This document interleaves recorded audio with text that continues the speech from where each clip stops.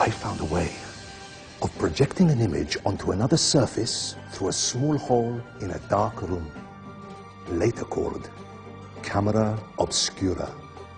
Think of all the things that evolved from this discovery. Cameras, cinema, all share the same principle. Cool. Look out below! Who's that? That's my good friend, Abbas ibn Farnas, who gazed up to the heavens, passionate in his belief that man could fly. Whoa. Indeed, he dared to dream about flying 1,000 years before the Wright brothers. Do you know you all take your jet-setting holidays for granted, so it only seems fair to remember Abbas ibn Farnas. Stand by. I'm ready for takeoff.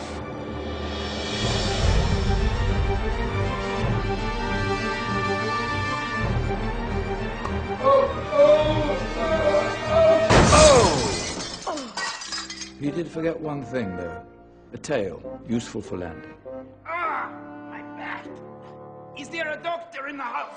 Did someone call? Ah, my old friend, why don't you introduce yourself to my young guests? I am Abul Qasim al-Zahrawi.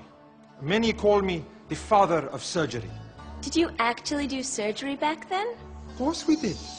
In fact, many of the surgical tools that I invented are still used in your modern hospitals. Excuse me, a patient needs my attention.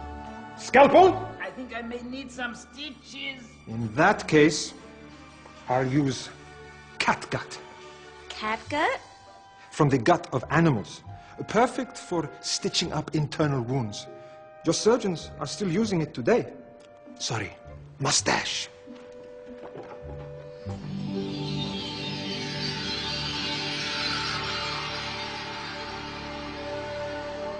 Who's she?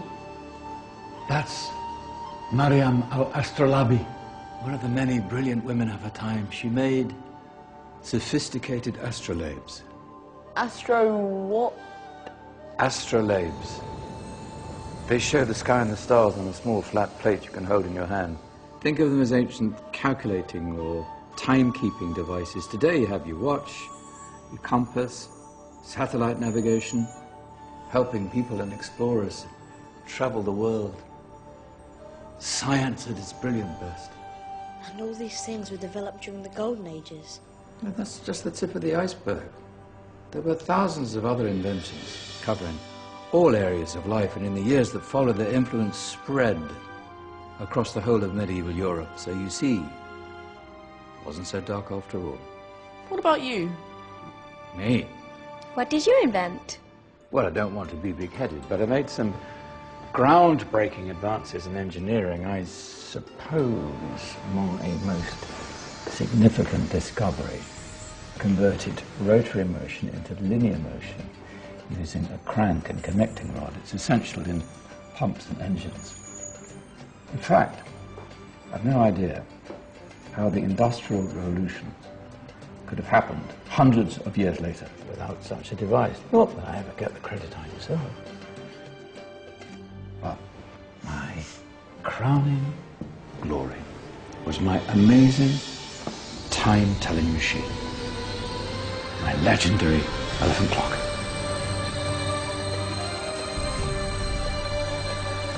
It's a clock. Yes. Dozens of components collected from different cultures around the world. Indian, Greek, Arabian, Egyptian, Chinese. Wow. A United Nations clock. That is pretty cool. Does it actually tell the time? Well, yes, of course. If it wasn't for me, thousands of people would be late for everything. Speaking of time, we better get you back. And remember, spread the word. This was a golden age, and I've only shown you a tiny part of this wondrous time. There are countless other scientists and inventions directly connected to your modern world. You're just going to have to find out for yourselves. No, wait.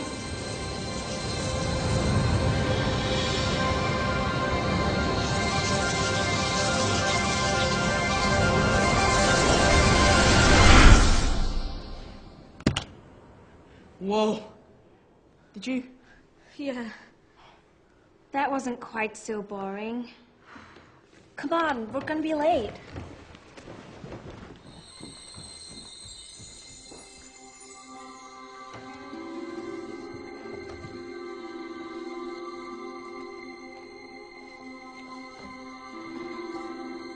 So, what have we learned? The Romans, the Greeks, the Renaissance, and the Industrial Revolution all have great relevance to us today. Where's Danny's group? Just there, miss. Ah, our intrepid Dark Ages group. You probably had a much harder time finding any connections with the modern world.